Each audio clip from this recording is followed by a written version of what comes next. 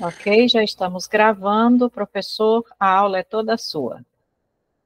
Ok, uma boa noite para todos, sejam todos muito bem-vindos, que a gente possa hoje trocar bastantes ideias, participar, ver coisas que não são novas, mas que muitas vezes nós não nos atentamos o suficiente para determinados aspectos, né? A nossa preocupação é com a comunicação escrita, a produção textual, e, obviamente, a gente vai falando sobre a relação que existe da linguagem oral com a linguagem escrita, né? Lembrando que os documentos escritos eles precisam seguir uma linguagem mais culta, mais trabalhada, mais cuidada, principalmente. Tá ok? Então, é só para a gente se lembrar um pouquinho disso.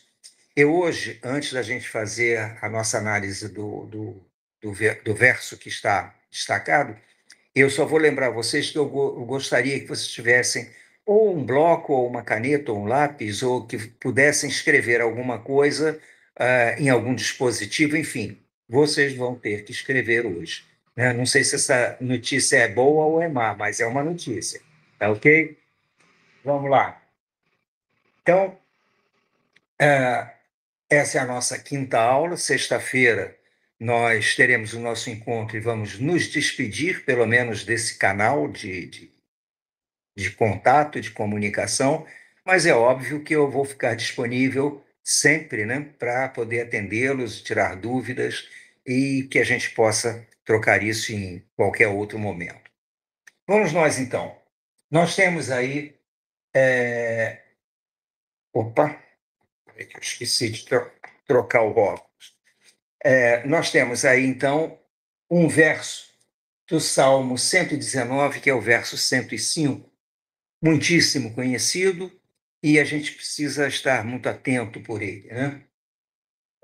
Lâmpada para os meus passos, dentro da versão que eu tirei, da lâmpada para os meus passos, é a tua palavra. Olha a importância, né, que esse verso nos dá. A palavra de Deus, que é a palavra que está na Bíblia, é lâmpada para os meus passos. Mas eu também emito uma palavra, ou uma palavra oral ou uma palavra escrita, mas eu emito. E eu, né, se nós fomos feitos à semelhança de Deus, se nós temos que nos aproximar da realidade de Cristo, nós temos também que saber que a nossa palavra também vai ser lâmpada para os passos de alguém, né, daquelas pessoas que vão interpretar, entender, ouvir ou receber de alguma forma as nossas palavras, sejam elas orais ou escritas. E lâmpada para os meus passos e a tua palavra, é a tua palavra, e luz no meu caminho. Então, nós recebemos isso do nosso Deus através da palavra maior, que é a Bíblia, mas nós lembramos, então, aquilo que nós vamos passar para os outros. Nós precisamos ter o cuidado de passar com esse mesmo cuidado, com esse mesmo carinho e com essa mesma intencionalidade. Vamos dar uma seguida, então.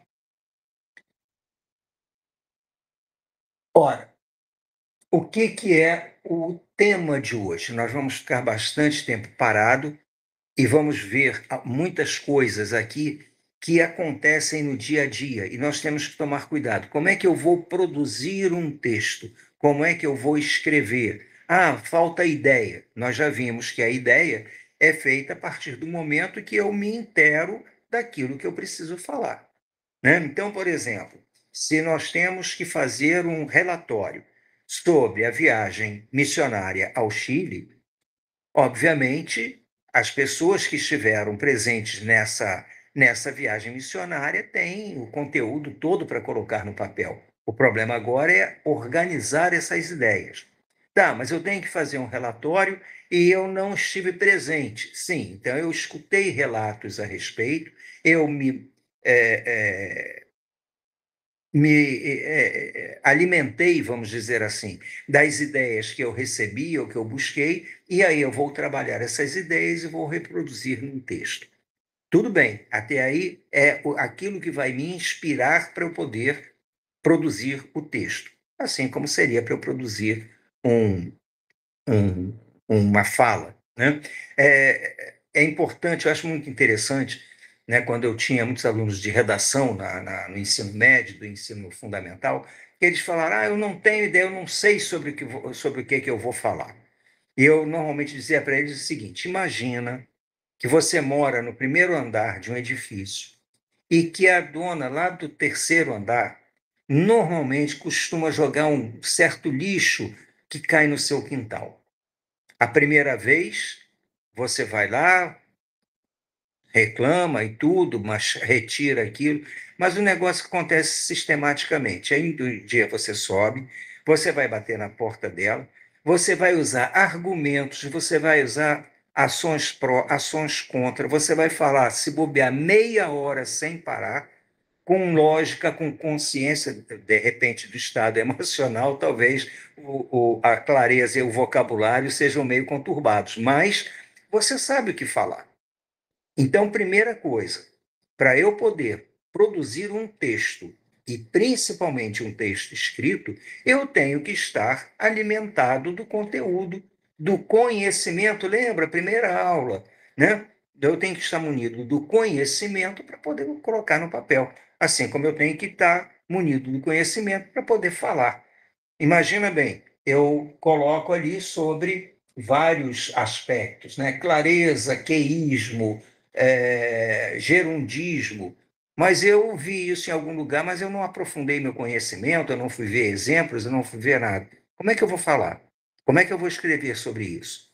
Então eu tenho que me alimentar daquele conhecimento, né? Eu peguei alguns dados, transformei em conteúdo, né? E ali eu tenho um conhecimento e eu tenho um, um aprofundamento de tudo aquilo que eu verifiquei. Então, esse é o primeiro ponto. Por isso, nós precisamos montar, mesmo que seja no rascunho, um projeto daquilo que vai ser feito. Observem como tudo aquilo que a gente veio falando desde a segunda-feira da semana passada vem agora se juntando e fazendo um verdadeiro mosaico para a gente poder ter a capacidade de produzir um texto. Mas vamos nós. Então, nós temos. Nosso objetivo é atingir a clareza. E como que eu atinjo clareza? Eu atinjo clareza através de saber o que é um queísmo e como evitar um queísmo. O que é um gerundismo? Oh, meu Deus do céu, isso na linguagem oral. Na linguagem escrita nem se fala, mas na linguagem oral isso machuca um pouquinho o ouvido da gente, e eu vou mostrar por que isso para vocês. Outra coisa é o ondismo, que nós já falamos por alto, e esse ondismo é muito frequente na linguagem coloquial, no dia a dia, na conversa, até eu, se bobear, eu esqueço e eu uso, né, cometo esse deslize. Eu não posso cometer esse deslize quando eu estou escrevendo. Aí nem pensar, tá? Então, temos o ontismo, o que versus o qual.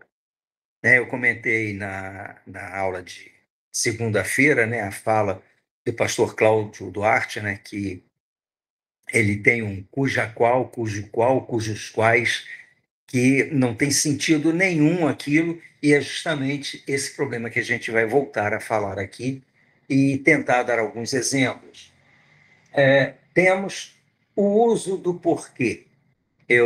Nós vamos analisar o uso de cada porquê, e eu já tinha observado que eu falhei lá no título, né?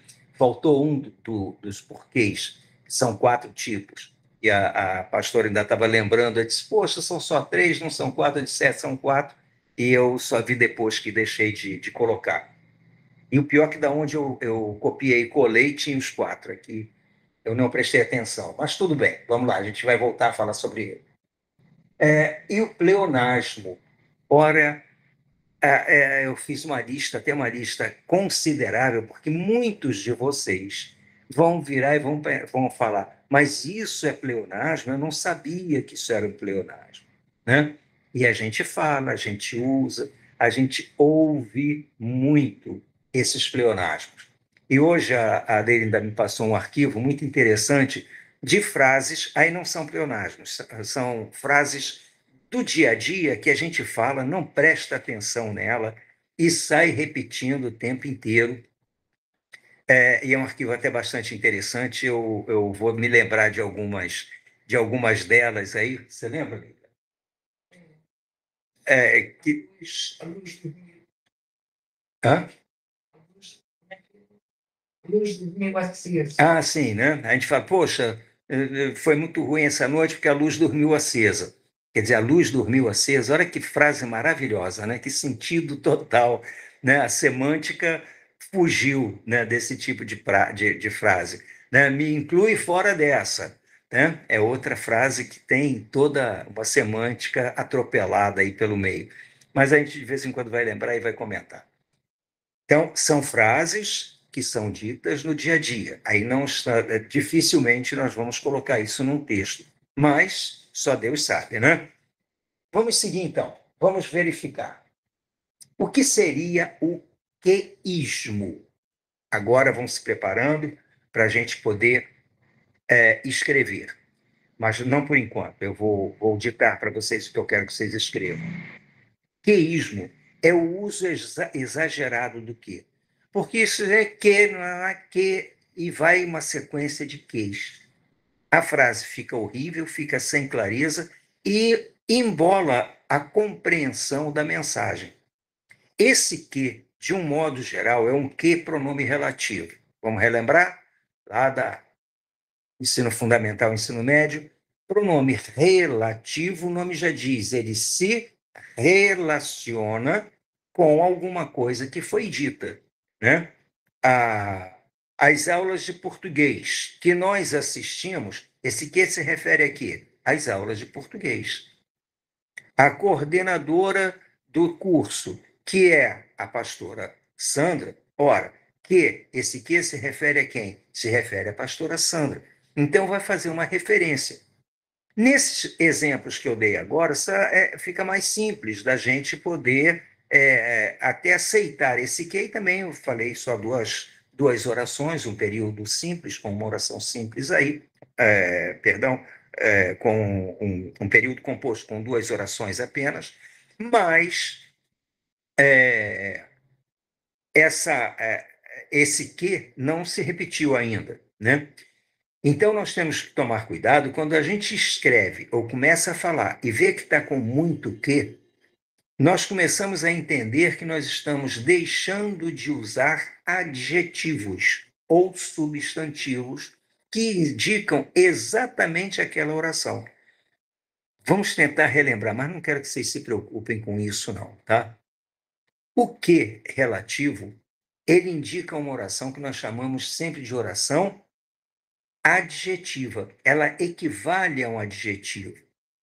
Essa oração, que equivale a um adjetivo, ela pode ser causal, ela pode indicar uma causa, ou ela pode indicar uma explicação. Nós vamos ver isso depois, mais adiante, quando falarmos do porquê. Não quero que lembrem, que decorem isso, que fiquem apavorados, preocupados com isso, mas a gente tem que falar das estruturas. Ora, esse que inicia uma oração adjetiva, por que a gente chama de uma oração substantiva ou uma oração adjetiva? Porque ela equivale a esse termo, né? Uma oração adjetiva equivale a, a, uma,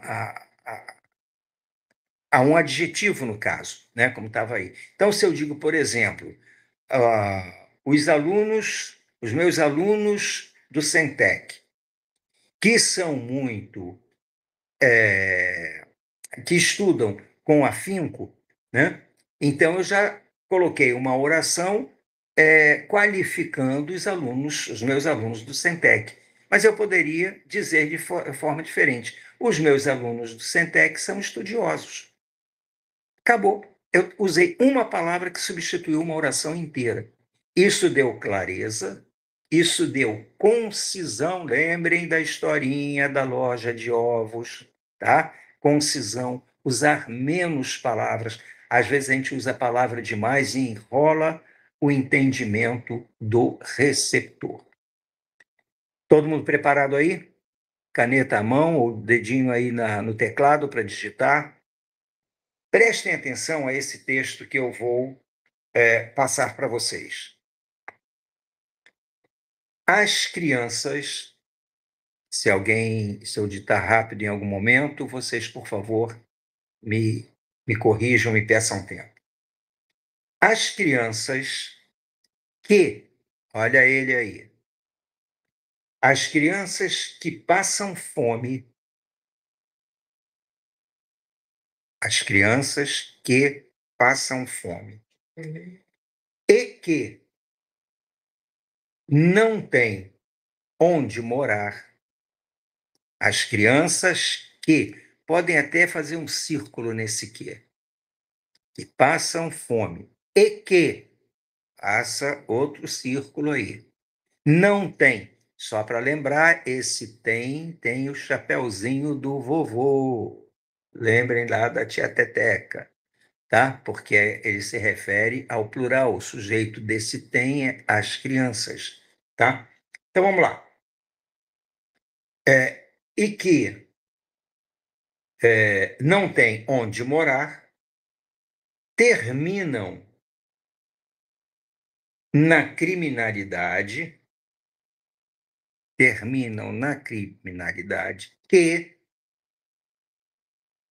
se torna inevitável.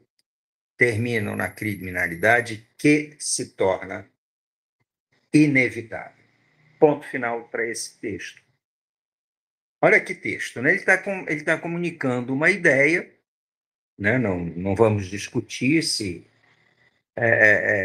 o desenvolvimento, isso aí poderia ser até um tópico frasal dentro de um parágrafo, e aí toda a defesa ou a contrariedade ou a análise se desenvolveria. Lembram do que é tópico frasal? Primeira frase de um parágrafo que dá a dica daquilo que vai ser analisado. Mas eu pedi que vocês circulassem. Lá o primeiro que passam fome. Depois o segundo, que não tem onde morar.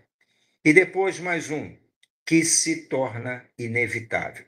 Vamos ver que é esse, porque o que vocês devem se lembrar. O que pode ser uma conjunção integrante, pode ser um pronome relativo, pode ser uma conjunção causal, enfim, pode ser uma conjunção explicativa e vai por aí afora. É o mesmo que, mas a ideia que ele apresenta é totalmente diferente. Então, quando eu digo as crianças que, esse que se refere a quem? Qual é o antecedente dele? Crianças. As crianças que passam fome e que não têm onde morar. Quem é que não tem onde morar? As crianças. Então, o que também se refere ao mesmo antecedente e que não têm onde morar. Terminam na criminalidade que se torna inevitável. Esse que se refere a quê? Criminalidade. Tudo bem? Se ele se refere, ele é uma referência, ele tem uma referência, ele é um pronome relativo. Essas orações são orações adjetivas. Elas, portanto, equivalem a um adjetivo. Será que se eu der um minutinho para vocês tentarem acabar com esse queísmo, vocês vão tentar fazer alguma coisa? Logicamente, vou dar um tempinho para vocês pensarem, talvez menos de um minuto, ou um minuto no máximo. Eu não quero o resultado total, mas eu quero que vocês tentem fazer isso, para eu depois poder indicar. Observem que nós temos nesse período, nós temos várias orações, tá? 3 já sabemos que são orações adjetivas. E nós temos pelo menos mais 2 que são principais, que nós vimos que há 2 queis que se referem a crianças. Então, essas 2 orações iniciadas por esses queis estão presas à mesma principal. Então, eu tenho 2 principais 3 subordinadas adjetivas, eu tenho um período com 5 orações. Tudo bem. Vamos transformar isso aí num período simples com uma oração só? Tempo correndo. Se alguém quiser fazer alguma observação, pode abrir o microfone e falar, por favor.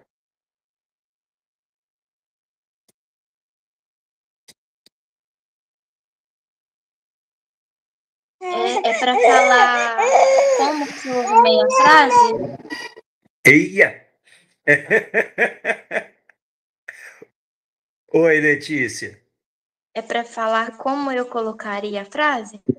Não, a princípio, se você quiser falar, tudo bem, ótimo. Se você não quiser, vai apenas ou mentalmente elaborando, até se você quiser escrever, tudo bem, né? E eu quero que vocês me digam se estão tendo dificuldade, se está sendo uma facilidade incrível, ou como é que está sendo esse processo.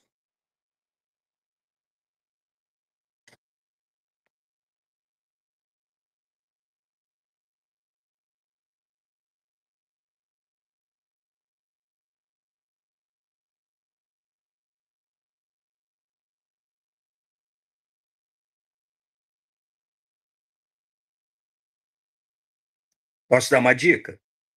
Essa é a primeira oração subordinada. As crianças que passam fome. Como é que eu substituiria isso aí por uma única palavra? As crianças que passam fome. Logicamente, as crianças é a parte inicial, né? Que aí é o início da oração principal, que vai se tornar o sujeito da próxima. Famintas? Isso, muito bem. As crianças famintas,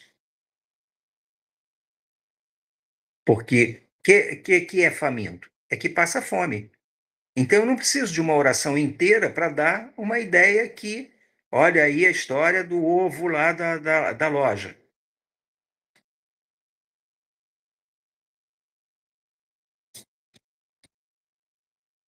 E aí? Alguém mais? As crianças famintas E sem moradia?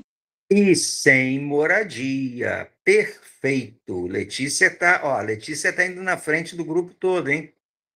As crianças famintas e sem moradia, nós já aniquilamos 2 orações.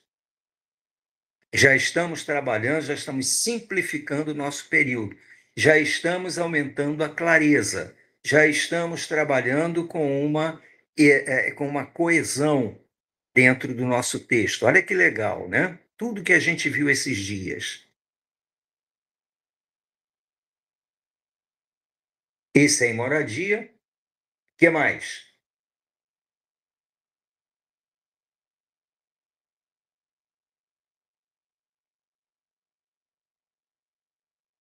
Terminam inevitavelmente na criminalidade? Terminam inevitavelmente na criminalidade. Se eu tivesse estrelinha aqui para dar para o aluno, você teria recebido, Letícia. Parabéns, muito bem, exatamente isso. O restante do grupo acompanhou, entendeu o processo. Olha só, olha que interessante. Vamos analisar esse período agora. Nós temos verbo, nós temos agora apenas um verbo, que é o verbo terminam. Sublinhe esse verbo aí. Aliás, não sei se vocês anotaram essa transformação. Seria bom que anotassem. As crianças famintas e sem moradia terminam inevitavelmente na criminalidade. Só temos um verbo, que é terminam. E nós sabemos que quando nós temos apenas que o número de verbos num período determina o número de orações. Então eu passei a ter uma única oração, um período simples com uma oração absoluta. Quando eu tinha um período composto com 5 orações que davam a mesmíssima ideia, a mesmíssima mensagem, com um monte de palavras e, além do mais, aquele que vai se tornar no que a gramática chama de queísmo. Tudo bem, pessoal? Ficou clara essa questão do queísmo? Posso pular para outro? Bom, então nós vimos que o queísmo precisa ser retirado. O segundo item que vem é o gerundismo. Esse é horrível. O que é o gerundismo? O gerúndio é uma forma nominal do verbo. Lembrando, nós temos 3 formas nominais, tá? O infinitivo, o gerúndio e o particípio. Mas o que é isso?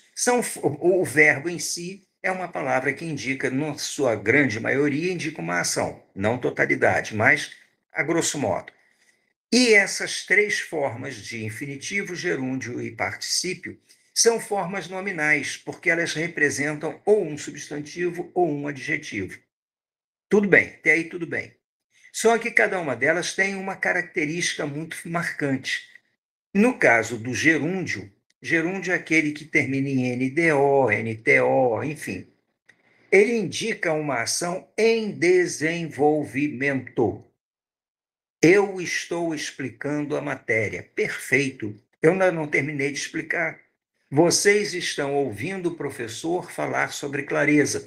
Perfeito. Vocês não pararam de ouvir, o professor não parou de falar.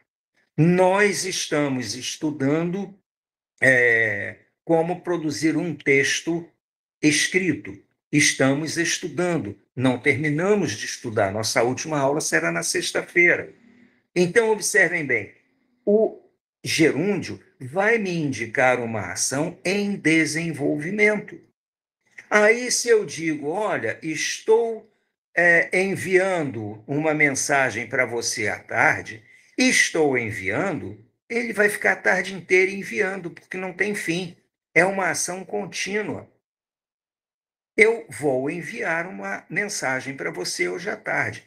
Estou telefonando para você amanhã pela manhã. Quer dizer, vai ficar a manhã toda telefonando. Isso aconteceu por quê? No inglês, quem lembra um pouco do inglês, quem estudou, quem domina o inglês, vai lembrar que existe um tempo verbal, que é o present continuous, que indica uma ação contínua e que o inglês usa muito essa ação contínua. E quando foi criado o telemarketing, também já pelo nome já é no inglês, ele se utilizou muito dessa forma, por uma questão do uso comum dentro da língua inglesa. E aí nós, que adoramos, né, imitar coisas dos outros, nós então começamos a adotar o gerúndio para também fazer as explicações dentro, principalmente, dos atendimentos, aqueles atendimentos maravilhosos de telemarketing. Estou passando o senhor para o diretor. Né? Vou estar verificando a condição do seu pagamento. Vou estar enviando uma nova cópia. Então, isso aí passou a ficar repetido. Só que essa estrutura, como é que eu vou dizer? Ela soa mal aos nossos ouvidos. Só que tem um outro problema. Nós usamos isso com muita frequência. Independente do nosso, da nossa formação, da nossa titulação, do nosso cuidado com o idioma. Então, nós usamos isso na linguagem coloquial. Então, na linguagem coloquial, tudo é possível, tá? De acordo com os níveis de linguagem, com a função social, tudo aquilo que a gente viu. Mas é possível. Agora, por favor, não coloquem isso na escrita, porque aí passa eu fico com medo, fico procurando as palavras, mas passa uma ideia não muito legal, tá? Uma ideia pouco atraente para essa situação. Então, vamos lá. Então, o gerundismo é outro vício de linguagem que atrapalha a clareza, né? Porque se eu digo, olha, eu estarei viajando para a França no final do ano, quer dizer, no final do ano já tem um tempo longo, né? Eu vou estar viajando, quer dizer, uma ação que eu não paro, né? Vou viajar e não paro mais, né? Vou passar por cima da França, vou ficar rodando, né? Cuidado com isso. E aí vem o ondismo. Se alguém quiser fazer alguma pergunta, por favor, Levanta a mãozinha, mas aí alguém vai ter, a pastora Sandra vai ter que me sinalizar que levantou a mão, que eu não consigo ver essa ação. Mas se alguém quiser fazer uma pergunta ou acrescentar uma ideia, por favor, podem interromper. Ondismo. Esse é outro que é um problema sério. O Vinícius levantou a mão. Vinícius, vamos lá, Vinícius. Ô, professor, eu só perdi o resumo do que seria gerundismo. Não é aquela que o senhor sempre passa um resuminho para a gente simplificar o significado. Tá. Não O consegui pegar aqui. gerundismo é o uso inadequado de uma forma de gerúndio. Tá. Então, esse seria uma explicação. Essa seria uma explicação. Uma forma inadequada do uso do gerúndio. O que é o gerúndio? O gerúndio indica uma ação em desenvolvimento, uma ação que não foi concluída. Se eu falo para você, por exemplo, eu trabalho, então é uma ação habitual. Eu uso o presente para expressar ações habituais. Se eu digo, eu trabalhei muito no passado, trabalhei é uma ação concluída. Eu estou no presente, no passado eu trabalhei muito. Agora, se eu digo a você, eu estou trabalhando demais, é porque no momento eu continuo trabalhando. Entendeu? Então, o gerúndio dá essa ideia. Eu posso, lógico, se eu quero dizer, eu estou explicando a matéria para vocês, isso é uma coisa que está acontecendo agora. Mas, se eu falar, olha, na sexta-feira eu vou estar explicando sobre como fazer um resumo. Pronto, já fez a bagunça, porque a sexta-feira tem 24 horas. Eu vou estar explicando, essa situação não acaba. Entendeu, Vinícius? Então, o gerundismo é o uso errado do gerúndio, e o gerúndio é uma estrutura verbal, verbal, que é uma forma nominal do verbo, que indica ação em desenvolvimento, uma ação não concluída. Perfeito, entendido. Então, vamos lá. Vamos para o ondismo. No ondismo, vocês vão ter que escrever mais um pouquinho. Vamos escrever aí uma perguntinha tranquila. Onde você mora? Escrevam essa frase, por favor. É uma pergunta, tem ponto de interrogação. Onde você mora? Sublinhem esse onde. Vamos já analisar essa frase. O onde indica uma posição fixa. Eu posso dizer eu moro no Cocotá, eu posso dizer eu moro no Rio de Janeiro, eu posso dizer eu moro no Brasil, eu moro na América do Sul. Enfim, eu posso, de acordo com a intenção e o contexto, eu posso dar uma resposta, mas esse onde se refere a um local fixo, né? Ninguém mora andando, né? Outra frase. Aonde você vai com essa pressa? Aonde você vai com essa pressa? Também é uma pergunta, ponto de interrogação, sublinhou o aonde. Ora, esse aonde já não é mais um ponto fixo. Aonde você vai é para onde você vai. Então, esse para indica uma ação, uma direção, um movimento para. Se é um movimento para, é aonde. Se é um lugar fixo, é onde. As alunas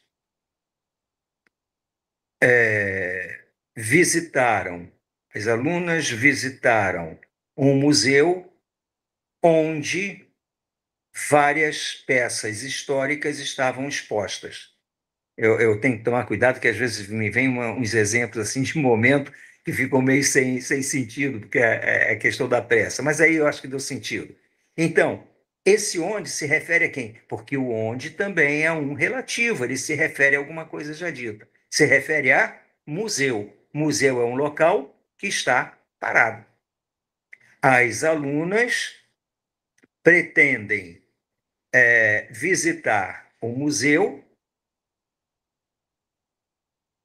Não, vai cair no mesmo onde.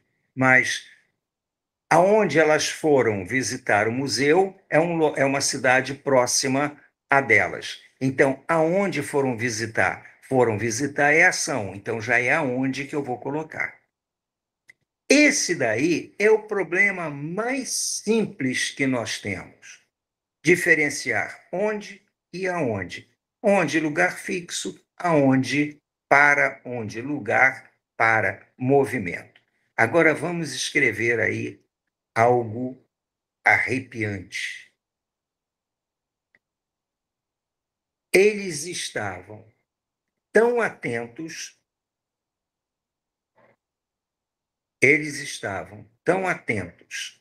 à explicação, esse A é craseado, só para a gente lembrar. Eles estavam tão atentos à explicação do professor,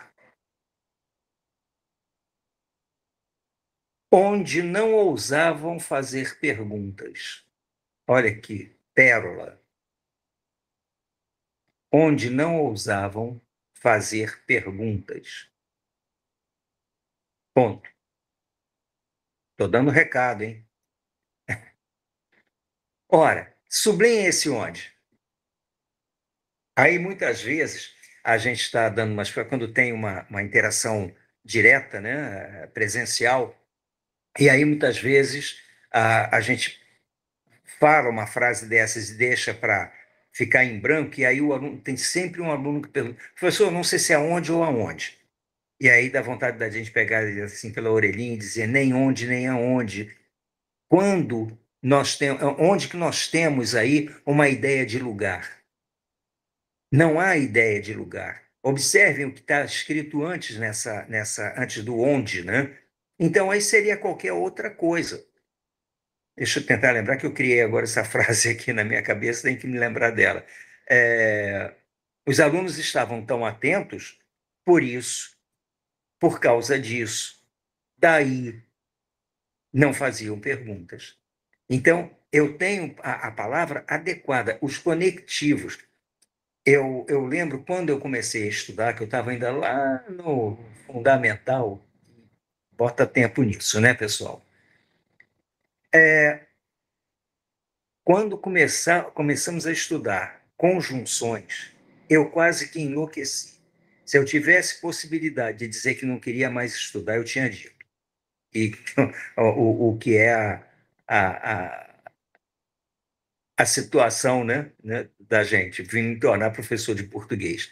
Eu ficava apavorado, que eu não conseguia diferenciar uma coisa da outra, eu não conseguia achar por que era Q, por que era C, e qual a ideia que aquela palavra seguia, por que era uma conjunção. Então, isso aí me deixou assim, muito, muito aflito naquela época. E aí, depois, aos poucos, com o estudo, com aprofundamento, eu fui vendo que é uma coisa tão óbvia, tão clara, que a gente acaba dificultando pela facilidade que ela tem. Aquilo que a gente vai transmitir, né? Se a gente parar para pensar no que a gente está falando, a gente usa a palavra correta. É o caso do onde. Só que, assim como o que, usado erradamente e em excesso, se torna um vício chamado queísmo, o onde se torna um vício chamado ondismo.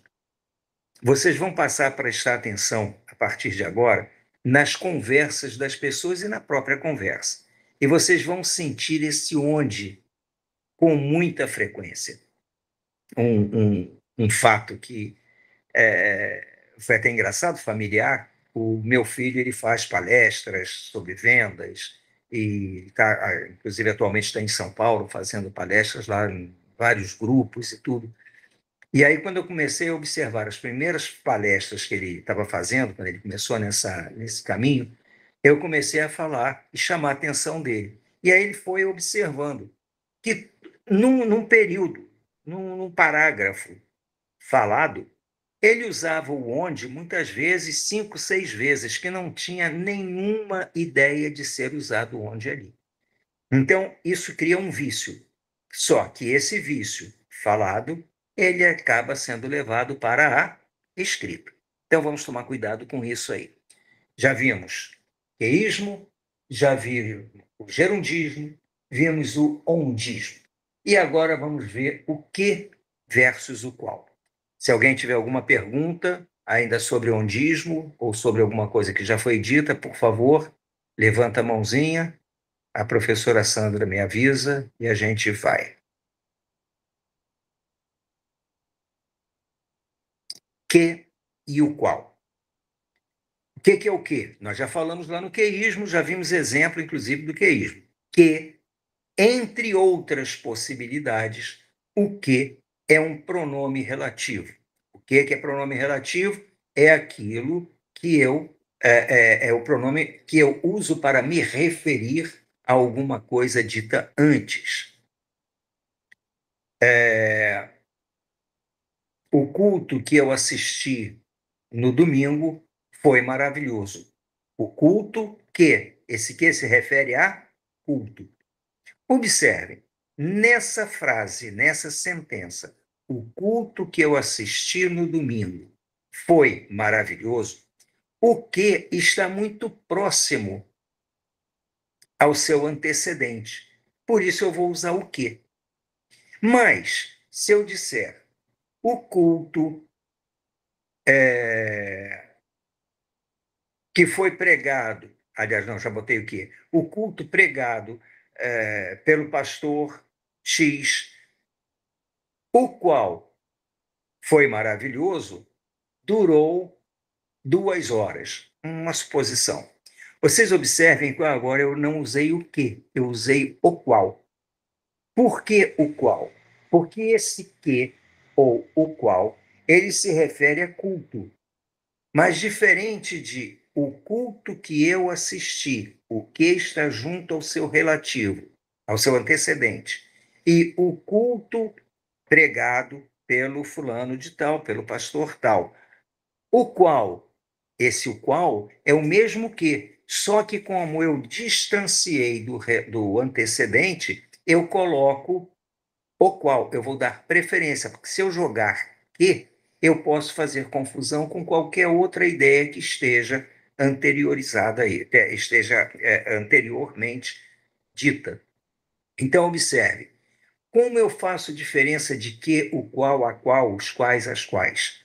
Eu vou ver onde é que está o antecedente. Isso vem normalmente na cabeça, tá? Na fala e principalmente na escrita. É por isso que eu faço a crítica lá com a fala com o discurso do pastor Cláudio Duarte, né? E como ele não está aqui perto, então a gente pode falar. Mas o cuja qual. Por que cuja qual? Primeiro que cujo, cuja, cujos, cujas já é um relativo também, só que é um relativo de posse. Eu digo, por exemplo, a professora Sandra, cujas aulas serão iniciadas na próxima semana, e aí eu seguiria a frase. Cujas aulas? As aulas são de quem? Da professora Sandra. A professora Sandra, estou dando o exemplo direto para a professora Sandra, cujo esposo é o pastor Marcos. Ora, então eu estou falando aí uma ideia de posse. Aí eu uso cujo, cuja, cujos, cujas. Agora, cuja qual? Eu fiz aí uma junção de relativos que não tem sentido, não tem o porquê disso, até porque, na maioria das vezes, que ele usa essa expressão enlouquecedora, ou enlouquecida, não sei, ele não está se referindo à ideia de posse. Foi um vício de linguagem que se apresentou na fala dele. Tá? Então, cuidado com esses vícios. Lembrando, pronome relativo é importantíssimo dentro de uma estrutura frasal, mas a gente tem que tomar cuidado com o uso dele. Que, antecedente, próximo. Se o antecedente está distante, usa o qual, a qual, o qual, a qual, os quais, as quais. Vamos seguindo? Uso do porquê. Uso do porquê eu vou deixar para daqui a pouquinho, que a gente vai ter uma série vai até se divertir um pouquinho com o uso do porquê. E pleonasmo,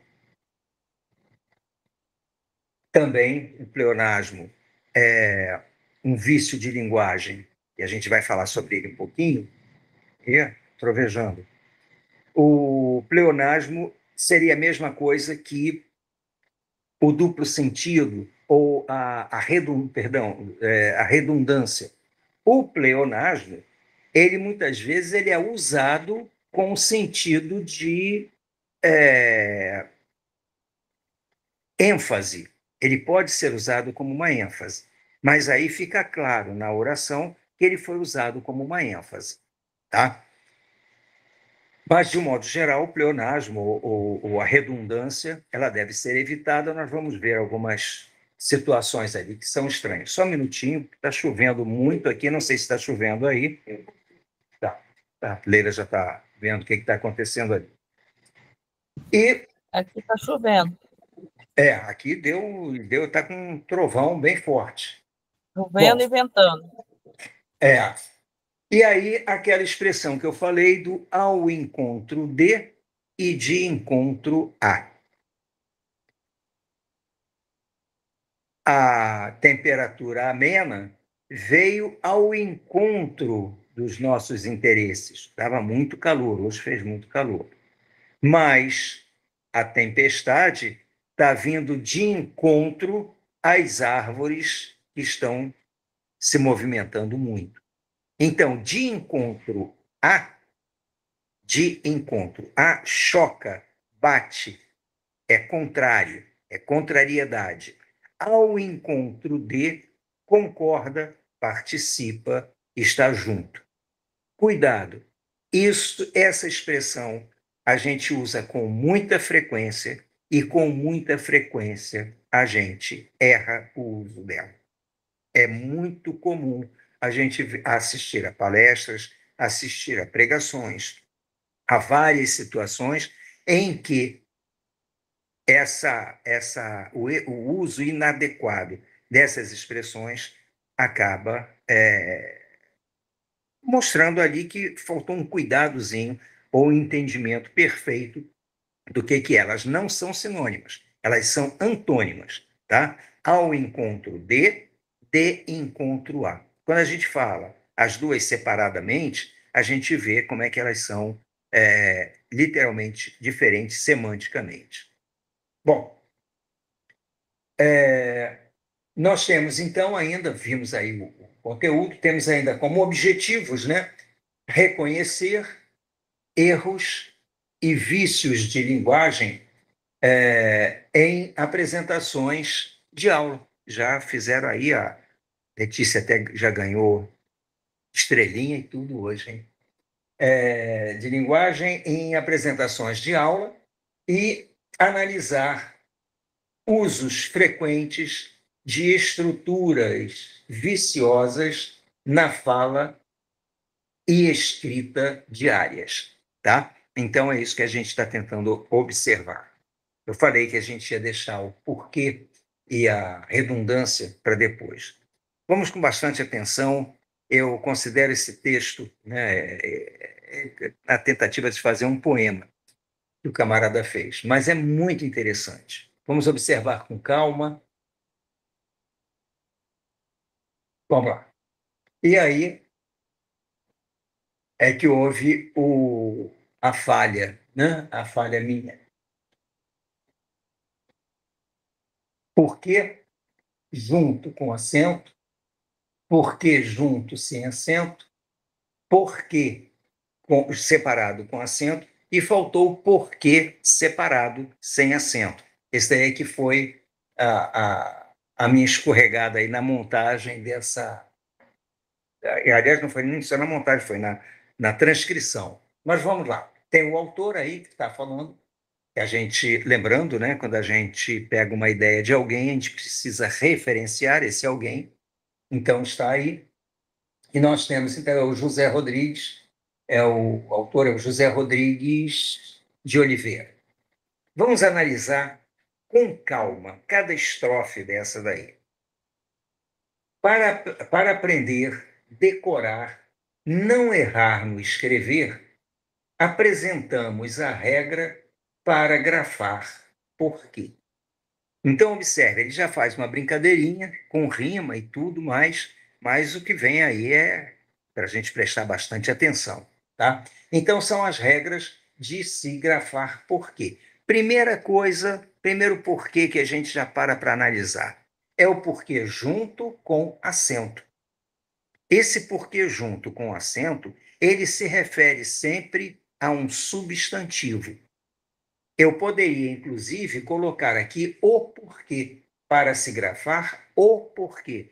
Toda vez que eu coloco um artigo, masculino ou feminino, antes de uma palavra, seja ela qual for, eu transformo a palavra em substantivo. Quando eu digo, por exemplo, ser é um verbo, mas quando eu digo o ser vivo, ser já passou a ser um substantivo. Por quê? Porque tenho o antes, que é um artigo. Eu tenho porquê. Se eu coloco o, ou se ele está no lugar de um substantivo, ele sendo substantivo, ele será escrito junto, o autor, né, vai dizer que é pegado, tá? Vamos entender essa palavra, e ele vai levar um acento, porque ele passa a ser uma oxítona terminada em E, e ele tem uma intencionalidade ali substantiva, o porquê. Então, primeira coisa que já vimos, porque junto com acento é um substantivo. Sendo substantivo, ele aceita o artigo antes. Tudo bem? Vamos seguir.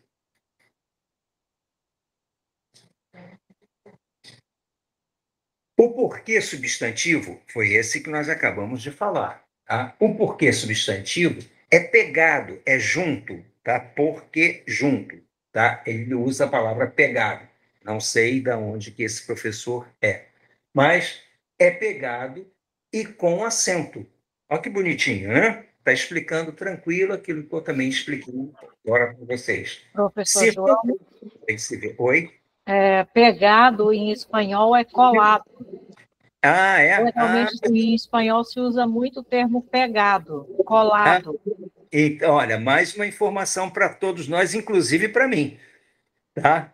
Que, aliás, a gente está se preparando para assistir às aulas do pastor Marcos, às aulas de espanhol, então já temos uma palavra aí, pegado, colado. Então, talvez ele tenha se baseado nisso, né? Com certeza. Vamos lá. É pegado, que a gente agora já sabe que é colado, né? É pegado e com acento circunflexo, bem se vê. Né? Nós estamos vendo que ele tem ali o acento circunflexo. Para clareza do evento. Lendo mais direto, a gente vai ver que está com a rima perfeita. E aí, para clareza, né, do evento, para clareza da mensagem, o porquê sendo substantivo, ele é junto, ele é pegado e é com acento circunflexo no E. Seguindo. Então, já vimos o porquê junto com acento. Nas quadras subsequentes, exemplos estão marcados. Regido pelo artigo, ele está complementando essa informação, regido pelo artigo, é também acentuado. Então, ele marcou a ideia dele ser pegado, dele ser junto, por ele ser um substantivo, marcou a ideia de ser acentuado, porque ele é exatamente um substantivo, e ele tem que ter essa estrutura, né, escrita. E agora, com tantas observações aí, eu acredito que todos já saibam usar porque corretamente, junto e com acento, se alguém tinha dúvida ainda, lógico.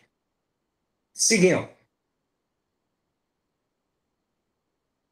Porque é pegado, olha o pegado aí que a gente já foi esclarecido sobre ele, porque é pegado, atende por conjunção.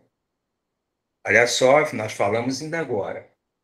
Atende por conjunção explicativo ou causal. O porquê junto, sem acento. Ele é uma conjunção que pode expressar uma causa, pode expressar uma explicação. Se eu digo, por exemplo, se eu uso uma ordem, venha aqui, porque preciso falar-lhe, eu estou explicando por que eu estou dando a ordem para que alguém venha aqui. Agora, se eu digo, ele veio aqui porque precisava me trazer uma encomenda. Ele veio aqui porque eu já estou indicando a causa. Então, A explicação é quando eu tenho um imperativo, uma ordem. Aquele porquê vira uma explicação. Uma explicação, perdão.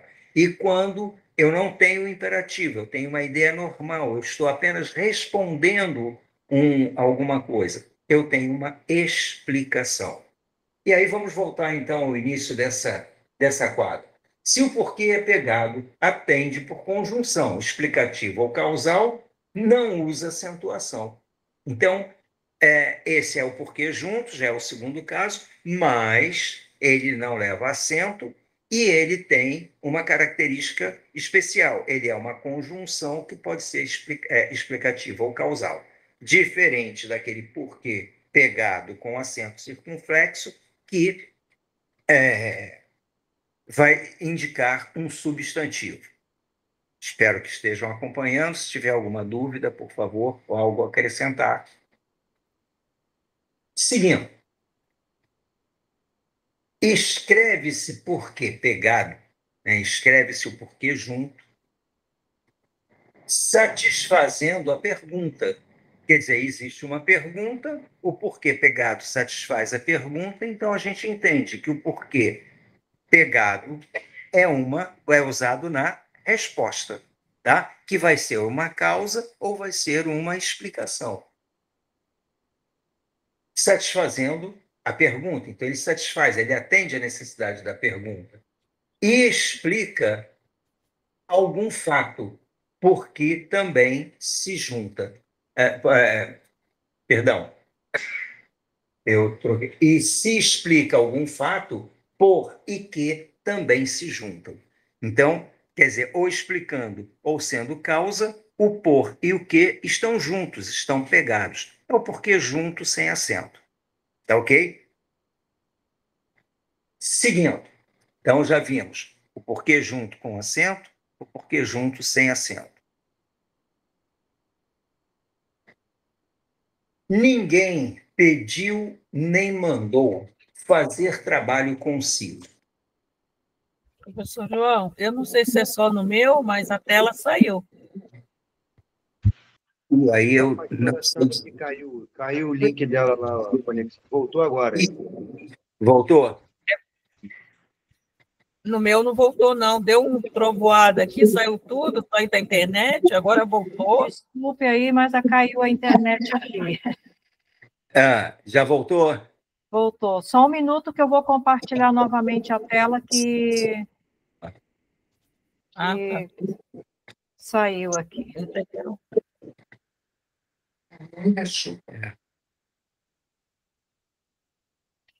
Tranquilo. Já. Aqui na diapositiva escreve-se porquê pegado, satisfazendo a pergunta, e se explica algum fato, porque por e que também se juntam. E que também se juntam. Já estamos no próximo. No próximo? Ninguém pediu nem mandou, correto? Ok. Acharam aí? Acertaram? Tá, então vamos lá. Ninguém pediu nem mandou fazer trabalho conciso, mas eu só fiz porque devo movimentar meu juízo. Olha que legal, né? Ninguém pediu nem mandou fazer um trabalho conciso, mas eu fiz porque. Olha esse porquê. Porque devo movimentar meu juízo. Eu estou dando uma causa. Eu estou usando uma ideia de causa para poder ficar. Essa oração ela é causal. Por que não seria explicação? Porque para ser explicação teria que estar com o verbo anterior no imperativo, dando uma ordem. Tudo bem? Continuei com a ideia do porquê junto e sem acento. Seguindo. Por que se faz a pergunta? Apareceu, então, o porquê sem acento dentro de uma pergunta, aquele que faltou lá no título, né? Por que se faz a pergunta? Se faz para melhor saber, né? Eu faço a pergunta para saber alguma coisa a mais. Se faz para melhor saber. Completa-se aqui o exemplo Faz a pergunta por quê. Olha que legal. Se a gente decorar esse versinho, nunca mais a gente erra. O porquê separado, ele é para as perguntas. O porquê separado vai ser usado numa pergunta direta ou indireta no início da frase, no início da oração. Mas, se eu fizer uma inversão de termos e colocar o porquê no final da pergunta, o porquê vai receber um acento por causa da inflexão que se dá a esse porquê. É só vocês observarem. Por que se faz a pergunta? Faz a pergunta por quê? Olha só, a própria entonação já indica a diferença que foi dita, que foi feita no significado dessa expressão, dessa palavra aí. Então, dando mais uma sequência.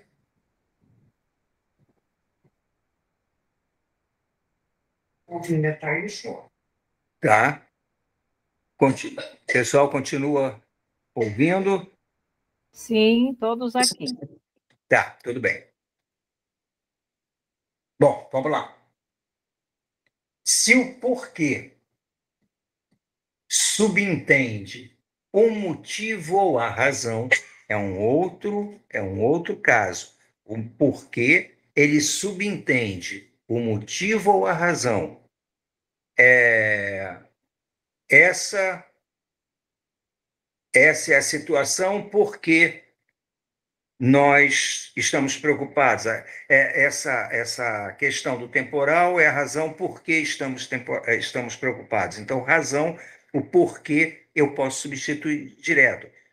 O temporal nos preocupa porque estamos preocupados com o temporal porque pode acabar a iluminação, pode acabar a luz, pode acabar a internet. Enfim, se o porquê subentende o motivo ou a razão, é escrito separado, dispensa acentuação. Então, o porquê separado e sem acento, além de ser uma pergunta direta, ele também vai estar no lugar da ideia de a razão pela qual ou o motivo pelo qual. Ele substitui essa noção de motivo-razão.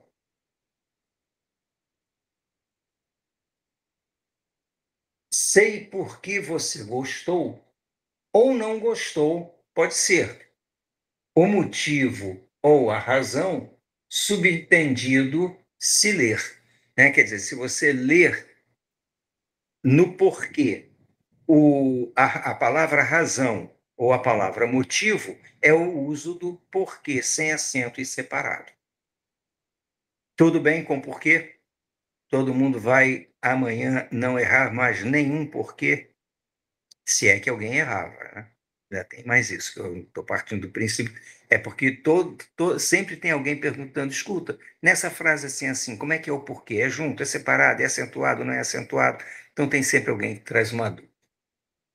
Bom, até aí eu estou até... Bom, nós estamos dentro do horário, mas eu estou um pouco preocupado com realmente essa chuva e a luz e a internet. Falta pouco. Falta agora a gente ver as frases e eu gostaria que vocês agora falassem alguma coisa a respeito. São as frases que representam um pleonasmo ou representam uma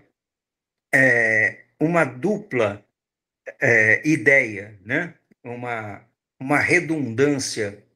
E isso a gente comete com muita frequência. Vocês vão observar e vão se surpreender com algumas ideias que a gente usa no dia a dia. Na fala, no coloquial, tudo bem, né? Dependendo do local, do nível de linguagem, da função social, tudo mais. Na escrita, por favor. Ah, sim, ainda tinha outro. Pelo qual, ou variantes, se o porquê vai para o lugar, grafe o mesmo separado. Só assim acertará. Desculpe, faltou esse, eu pulei. Mas é ainda com relação ao porquê separado, sem acento, e representando, né, estando no lugar de pelo qual ou variantes.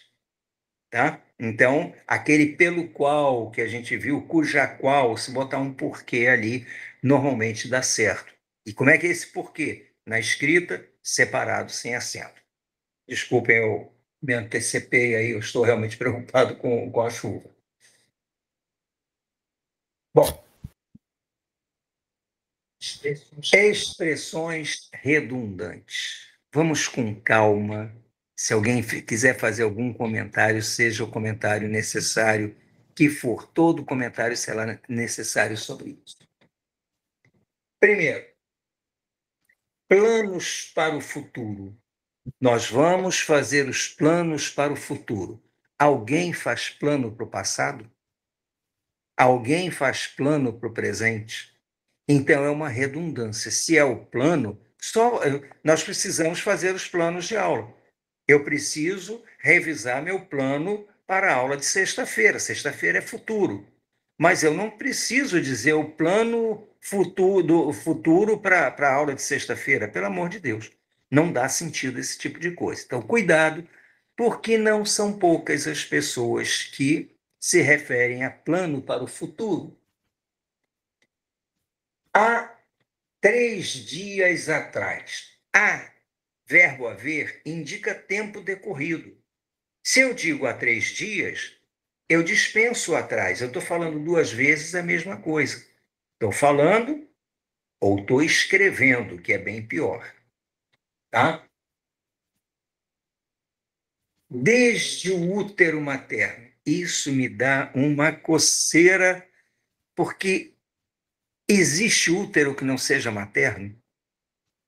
Ainda não criaram a tecnologia, tudo que estão inventando aí, ainda não conseguiram criar um útero eletrônico para colocar o embrião ali dentro e ele se desenvolver. Então, todo útero, seja até de qualquer tipo de animal, ele vai ser o útero materno, porque não tem outro lugar para se ter um útero.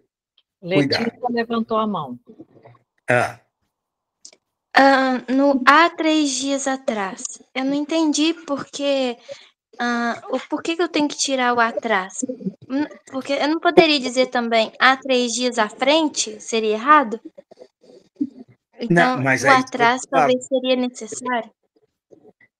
se você falar há 3 dias a partir de hoje, esse a não é do verbo haver, é o a preposição puro. Ele chegará daqui a 3 dias. Há 3 dias. Esse a é preposição, não é verbo haver. O verbo haver indica tempo decorrido. Então, sempre que eu falo e esse a se refere a um tempo que passou, você não pode usar o atrás, que você vai fazer uma redundância. Da mesma forma que a gente está vendo o útero materno, o útero só existe na mãe, lógico, né? É uma redundância você falar uma coisa que é óbvia. Se você já usou o verbo haver, você não precisa usar o atrás, você estará redundando, estará dizendo a mesma coisa 2 vezes. Entendi. Mas há 3 dias à minha frente. Aí eu tenho que colocar o H. Não. Se a tua frente é futuro. Entendi, então. Não se não tem um tempo determinado, haver. Se tem um determinado, não coloco. Não, peraí, vamos lá. Não é na questão do tempo determinado, porque, por exemplo, se eu digo daqui a 3 dias nós estaremos reunidos, por exemplo. Daqui a 3 dias, que tempo essa frase se remete? Ao futuro, tá? E é um tempo determinado, daqui a 3 dias. Há 3 dias eu estive em Minas Gerais, tá? Então, há 3 dias. Há 3 dias, logicamente, é atrás, porque esse A está indicando que o tempo já passou. É um tempo determinado. Então, não é pela determinação do tempo, é pela condição da realização da ação. Se é passado, é a do verbo haver. Se é futuro, é a preposição pura. Entendi. Tudo bem, então, por exemplo, há um lugar definido para mim. Aí eu coloco o H. Sim, mas aí você já deu outro exemplo. Aí você não está mais falando de tempo, você está falando de lugar. Entendi. Tá? Há um lugar definido para mim. Ótimo, perfeita frase com o verbo haver, porque aí, no Não, caso, né, volto. aí é o verbo haver no sentido de existência. Tá? Há um lugar, existe um lugar. Tudo bem? Tudo bem. Tá. Alguém mais quer fazer alguma colocação até aí? Podemos seguir, então? Então, paramos lá no útero materno. Cristina, você está com o microfone aberto, vai falar? Não, é que minha gata pulou aqui em cima de mim. Aí abriu tudo. Olha, você está tá me deixando até com saudade, porque nós tínhamos 2 gatos, uma cachorra, e todos eles chegaram ao fim, como tudo chega ao fim, né? Morreram há pouco tempo, e se a gata, principalmente, que era a Kinder, se tivesse viva, com certeza ela estaria participando da aula. Não tenha dúvida. A Malu também estaria participando, A minha deitada. participa de tudo. É, mas é isso aí. Mas vamos lá. Então, encarar de frente, né? Ele precisa encarar essa situação de frente. Por quê? Ele teria a possibilidade de encarar de costa? Encarar só pode ser de frente. Todo mundo que eu saiba tem cara na frente. Então, encarar é de frente. Olha que redundância. Muitas vezes, assim como a Letícia teve a dúvida do atrás, que o atrás seria possível, a gente usa com frequência. Então, a gente precisa ter o cuidado com essas expressões, né? Vamos lá. Seguindo. Encarar de frente, exultar de alegria. Olha, ao final da pregação, todos os membros exultavam de alegria. Lógico, exultar é manifestar alegria, é o significado da palavra exultar. Ele estava exultante, ele estava muito alegre, transmitindo alegria. Então, são as repetições, são as ideias redundantes, e isso vai se tornar um pleonasmo. Lembrem, quem for fazer algum concurso público, Enem, alguma coisa, dá uma lida nisso aí, porque isso é questão certa lá nessas avaliações.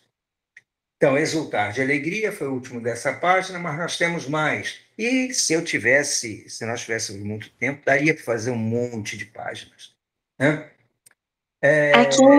Aqui em Minas usa muito subir lá em cima. Exato, é. E aí, isso cria uma linguagem específica de determinados locais.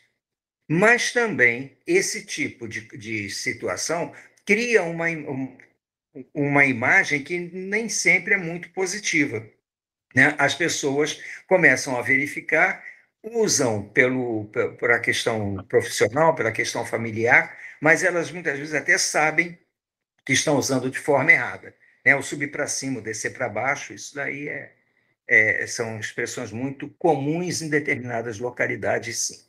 Mas dói no ouvido que dói danado. Vamos lá.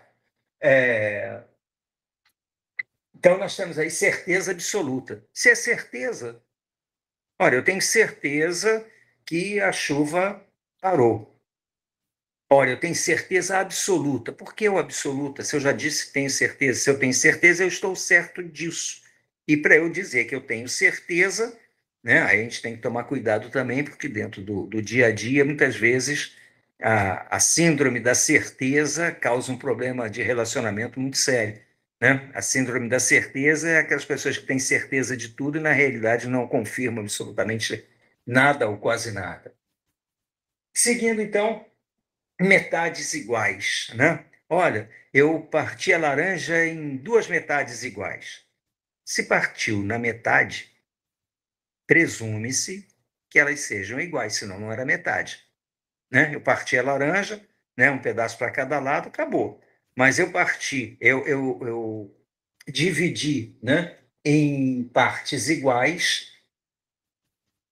Falou, choveu no molhado, repetiu 2 vezes a mesma ideia. Exportar para fora, né? O Brasil exporta alimento para fora. Lógico, se é exportar, ex, o prefixo ex, ex, já indica que é para fora. Seguindo, experiência passada. É parecido com aquele que nós já vimos ali do plano para o futuro, né? Não existe plano para o passado, como não existe uma experiência futura, né? Eu posso até dizer, eu vou ter uma experiência futuramente, tudo bem, mas experiência futura, experiência passada não dá para aceitar, porque se é experiência, né? Eu tive uma experiência com a língua portuguesa, logicamente que isso foi no passado. Se eu digo isso 2 vezes, eu cometo uma redundância. E aí, país do mundo, né? O Brasil é o país do mundo que mais alguma coisa. E existe país em qualquer outro lugar que não seja no mundo? Existe país no espaço? Existe país em Marte? Né? Então, o país é do mundo. Então, nós vivemos no melhor país da América do Sul, tudo bem, aí poderia dizer, porque aí existem outros. No melhor país, aí no caso do mundo também daria sentido, né, que aí está comparando com os outros. Mas o Brasil é o país do mundo que mais se destaca, lógico que eu cometi uma redundância. Depois, ter a cabeça decapitada. Isso aí é horrível, né? Ter a cabeça decapitada, ter o pé decapitado é que não dá, né? Seguindo, acho que ainda tem mais algumas. Outra que é muito comum, gente muito boa fala. Elo de ligação. Qual é o elo que não é de ligação? Então, se é elo, a função dele é ligar, é juntar, é amarrar, é prender, né? Então, elo só pode ser de ligação. A prefeitura da cidade do Rio de Janeiro. Ora, só tem prefeitura, cidade. Eu poderia até destacar o Estado, né, como é no caso de São Paulo, Estado e capital, Rio de Janeiro, Estado e capital, tudo bem, mas, de qualquer maneira, a prefeitura do Rio de Janeiro, não vou confundir. Né? Se eu falar a prefeitura do Rio de Janeiro, é do Estado ou do município? Já quem fez essa pergunta já não sabe o que está falando, tá? Porque município é que tem prefeitura e não o Estado. Seguindo ainda, amanheceu o dia. Nós temos até algumas letras de música que falam amanheceu o dia. Pena que não tem nenhuma que diga amanheceu a noite, amanheceu a tarde, né? Porque se amanheceu, não pode ser outro período que não seja o dia.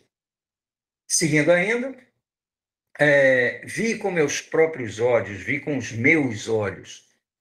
Isso aí me dá até agonia, né? Ver com os olhos. Naquelas frases que eu falei que ele me mandou o arquivo, né? Tem lá falando, poxa, escuta só, ou melhor, vê só esse som.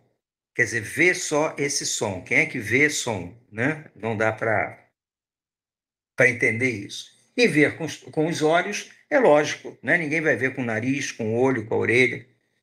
É ver com os olhos. Conviver juntos. Né? Nós convivemos juntos há 52 anos. Olha que maravilha é conviver mesmo, né? Conviver já é viver com. E os juntos ainda, então, confirma mais essa junção. Canja de galinha. Vinícius levantou a mão. Então, vamos lá, Vinícius. Professor, todas essas redundâncias são exemplos de pleonagem? São. A redundância é um pleonasmo. Tem uma diferença pequena de uma para outra, tá? Que não cabe a gente aqui se preocupar.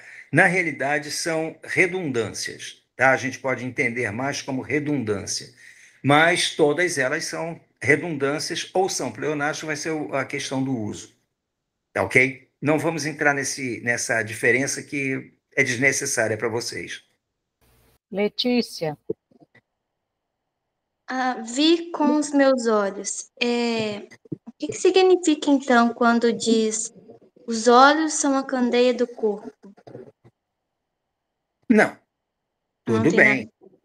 Não, aí não, os olhos são a candeia do corpo, porque eles veem, mas aí está numa outra situação. Aí não está fazendo a redundância de dizer que eu vi, se eu vi, tem que ser com os olhos. Agora, se eu digo que os Entendi. olhos são a candeia, se eu digo o coração é a sede do amor, aí eu estou dando uma qualificação que não interfere, não causa uma redundância ou um vício de linguagem. Tudo bem? Aham. Vinícius, te respondi? Entendido. Tá? Vamos lá, vamos seguindo. Canja de galinha, né? Quando eu vi a primeira vez essa expressão canja de galinha como redundância, eu fiquei assim preocupado. Eu disse, canja de galinha, por quê? Não pode ter canja de porco, canja de camarão? Não pode. Canja é especificamente uma sopa de galinha. Então, realmente, canja, só falou canja, não precisa falar mais nada, que já sabe que é de galinha. A Leila está reclamando aqui porque a Leila tem pavor de canja de galinha. Aliás, de canja. Aí, acabei eu mesmo exemplificando, fazendo a observação e errando na estrutura. É porque ela não comeu, aqui eu faço. E olha aí. O que é? A pastora falou. Renata aqui. Olha, ela está falando, vamos mudar de assunto. A minha família é de Portugal, né? Eu tenho, inclusive, dupla nacionalidade e tal. E nós, quando vamos visitá-los lá, eles fazem uma festa, nos recebem com toda pompa e circunstância. E aí, a última vez que nós fomos, mas nós nunca tivemos a oportunidade de falar sobre isso. E eles sempre nos recebem com um jantar em família, aquele negócio todo. A última vez que nós fomos, chegamos lá, e era num local distante, lá no norte de Portugal. Quando nós chegamos, estava o jantar pronto, aquela mesa com pratos, com tudo muito bonito, muito legal. Prato inicial, canja. Ainda canja com miúdos. E o pior, eles não perguntam sequer se gosta, eles enchem o prato, que vem pingando nas bordas e botam para frente. Eu só olhei para a cara da Leila, eu disse, ou ela vai passar mal, e aí ela foi, né? Tentando, foi tomando a tal da canja, foi empurrando de alguma forma. Aí a minha prima ainda virou e disse, você gostou, né? E ainda ia encher o prato pela segunda vez. Mas é complicado. Mas vamos lá, a canja é sempre de galinha, vamos seguir por causa da hora. E aí temos apenas o túmulo de morte. Aí ele foi, né, estava lá diante do túmulo de morte. Eu acho que o único túmulo que tem é de morte mesmo, não tem outra possibilidade. E infiltrar dentro, né? Ele fez um procedimento e infiltrou o remédio dentro do joelho, dentro da cartilagem. Cuidado, gente, né? Como a Letícia falou, aqui em Minas a gente tem o hábito de usar a tal expressão, uma expressão ou outra. A gente tem realmente isso, é questão do regionalismo, tudo bem, sem problema nenhum na linguagem oral. Diante da oralidade, tudo fica perfeito, né? E aí a linguística ela vai justificar uma série de coisas, uma série de situações, até alguns erros de concordância, né? A linguística vai se permitir aceitar. Mas quando se refere a um texto escrito, a um texto que tem um direcionamento específico, a coisa muda um pouco. Tá quase. Vamos. Será que há algum problema aí de passar 2 minutinhos ou 3? Nenhum. Não? Então. Nenhum problema. Rapidinho, então, professor. É redundância, insistência desnecessária da mesma ideia. Insistência ou repetição desnecessária da mesma ideia. Tudo bem. Pode ser insistência. ficou boa a definição, tá? Se vocês quiserem se aprofundar nesses conteúdos, vocês têm um mundo de informação na internet. Existe um site que é Brasil Escola, e que vocês conseguem, quem quiser se aprofundar, pode entrar lá. O YouTube tem vídeos magníficos sobre cada um desses assuntos. Então, eu quero me aprofundar um pouco mais nessa situação. Vai lá que vocês vão encontrar muita coisa, tá? Vamos, então, tentar encerrar essa aula de hoje. Os problemas e vícios de linguagem são importantes apenas no texto escrito. Olha aí, Vinícius, fiz uma afirmação, tá? Quero que vocês contestem ou concordem.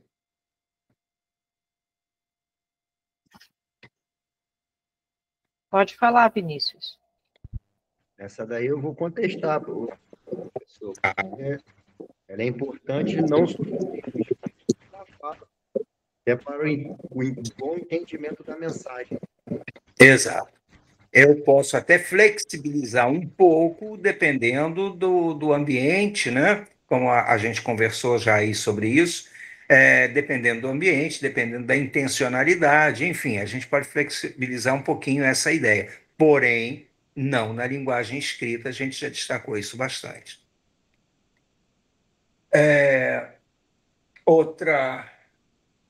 Outra ideia, redundâncias são vícios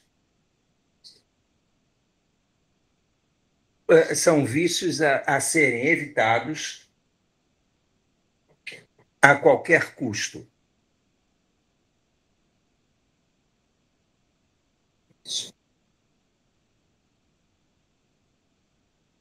Silêncio. Eu não entendi, é para participar porque travou aqui. Não, é para participar. Agora vocês participam aí, vão acrescentando ideias, questionando ou respondendo.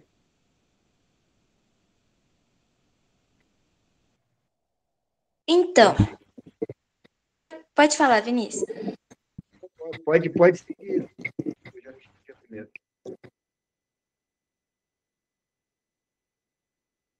Fala, Letícia.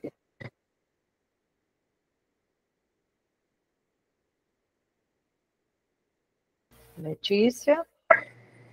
Deu estabilidade. Fala você.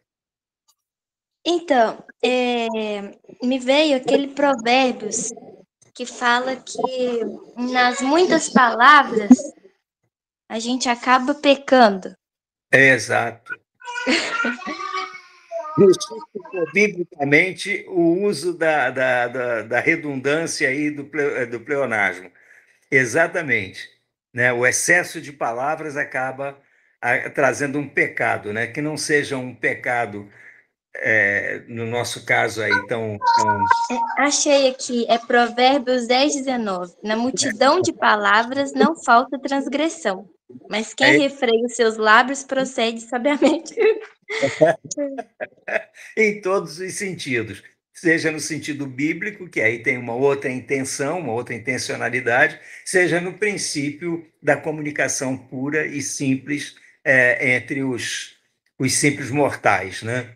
Muito bom. Porque quanto mais a gente é simples no falar, igual o senhor fala, quando a pastora fala, vocês são simples e diretos, e a gente entende, independente da classe, vamos dizer assim, de cultura, eu não sei se eu estou falando certo, mas independente do grau de escolaridade, a forma como vocês passam a informação é simples e direta. Então, é entendível. É aquele caso, né? Nós me permite uma observação aí, a pastora inclusive, mas nós somos professores, fomos formados para isso, né? Então, nós temos uma formação que levou um bocado de tempo, nós estudamos e temos a experiência com as pessoas. Então, quer dizer, isso aí faz com que a gente seja mais direto naquilo que a gente precisa comunicar. Não talvez até um dom que nós tenhamos recebido, mas também é através do estudo que a gente se preparou para tal. Mas isso não é exclusividade nossa. Todas as pessoas têm a capacidade e a possibilidade de se desenvolver. Para isso, nós estamos tendo essas aulas aqui. Né? Para isso, nós estamos trabalhando com isso, com as palavras, com os termos, com todo esse esquema de produção textual. Muito bom, Letícia. Vamos lá. Redundâncias são vícios a serem evitados a qualquer custo. Quer dizer, falamos já sobre isso, né? A qualquer custo na escrita, sim. Aí a gente vai procurar se ater à realidade das palavras diretas. Mas, numa coloquialidade, nós podemos até permitir ou aceitar. Ah, sim, acabou. Era só isso que faltava. Alguém tem mais?